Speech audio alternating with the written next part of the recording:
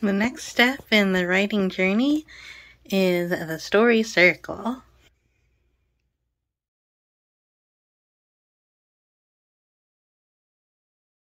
Hey guys, I'm oddfud. I am doing a Rebel NaNoWriMo this November. I am, instead of writing 50,000 words of a novel, I am actually prepping and outlining for a whole bunch of different novels. But I am using some techniques that I have used in the past in order to do some really strong outlines. I'm hoping that these outlines will be proof or promise to other people that I can sit down and write fast, like write as fast as NaNoWriMo wants you to write. This November I wasn't quite ready to do that, so instead I wanted to teach you how to get nice and organized and outlined and ready to write. Today we're going to be talking about a really big step, and it is called the story circle. The story circle is I don't even know who it was developed by. I should look that up. Dan Harmon, the Dan Harmon story circle. So I'm going to show you what that's all about. Similar to yesterday, I had the personality diamond. So once you get your character down and you get your personality traits ready, then you start to see what story you want to put them through. And that's where the story circle comes in. The way you start off your story circle is by drawing a circle. So let's see, I'm gonna just put this right in the center of my book here and use it kind of as a guide. I'm just gonna draw another little circle there in the center. I have the two main axes, the y-axis and the x-axis. The y-axis splits the story circle into, and then the x-axis splits the two circles to two as well. And we will go over the differences there in just a moment. And then each of these 4 quadrants that we made in making those axes, we're going to split those in half. So this is how you can start writing out your own story circle. So you have 8 sections. You're going to start here. This is number 1. This is where the story begins. And you're going to go all the way around to where your story ends.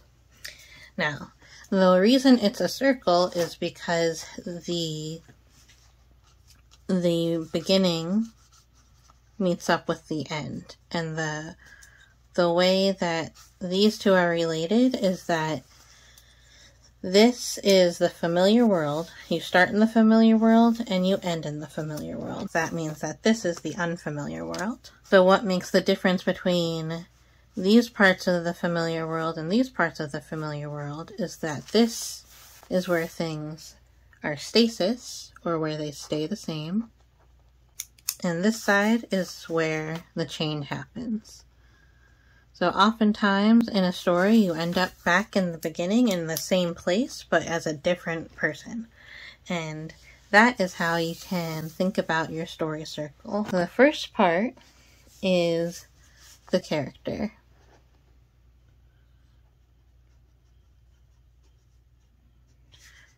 In their comfort zone. Nothing has happened to them yet, nothing has changed, and they're in their familiar world.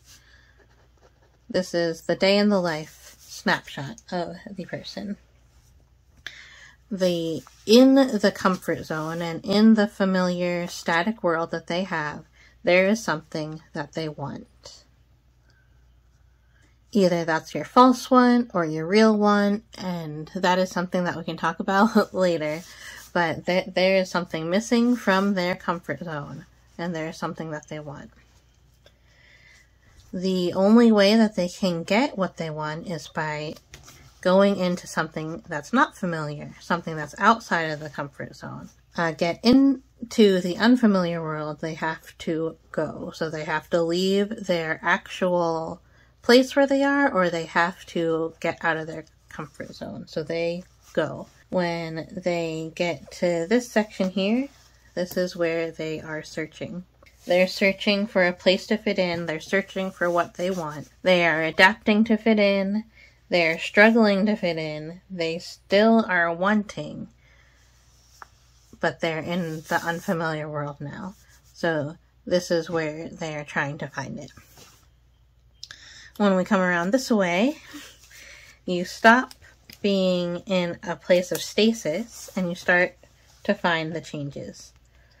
And this is where you find what you want. This is the midpoint, the high of the story. This is where they get what they wanted back here. But then it comes at a price. So you get what you want, but at what price? They pay a heavy price and things come crashing down. This is called take. Get back into the familiar world. Usually when things go bad, you have to go back to the place that you know, go back to your comfort zone, and you return. But then the reason that this whole thing ever happened is so that you can return to your familiar world a changed person. So you return changed. So your character wants something, they go out and find it. They go out and search for it and they find it. Then the powers that be take something from them, so that forces them to return back to their original world, a changed person. That's how you can think of a basic story circle. We are going to be talking about some different terms that I like to put in. And this is helpful for me to think about the different steps of outlining that happen later on. So the character in the comfort zone. This is your character at rest. Then their one is usually the setup one. When they go, that was where they switch over and cross over to the point of no return. The search is the highlight reel, the trailer, or the premise. When the person finds what they want, that is the false high. When something gets taken from them, that is the bad guy's close-in. When they return to their familiar, everything is kind of chaotic, and sometimes this is where the dark night of the soul happens, or the low point. And then when they are changed, that is the finale. Right, so that's a pretty easy way to think about the story circle. If you think about the familiar world and the unfamiliar world, the stasis and the change, and then the overall story as they go around, that can help you tremendously with your writing. Once you figure this out, then you can start to put all of your other little parts together into these 8 sections, and it can make writing go a lot easier. I hope that made the story circle a little bit easier to understand. I know that there are tons of resources about the story circle out there, so if you want to learn more, just give it a Google search, and I'm sure you'll find a whole lot about it, about how it fits into different genres and everything. But this is a really easy way to just understand the real basics of it and why it is a thing. So thanks so much for watching this video. If you made it this far, please give me a thumbs up. That lets me know that you liked the video, and it helps me to know that this is something that you want to see more of. It also helps YouTube to know that this is something that you want to see more of, and it helps to promote other authors who do AuthorTube as well and share their writing journeys. Now I have a lot more videos planned for this month where I talk about my outlining and the steps that I take to make a really strong outline and get me really ready to sit down and write a whole novel.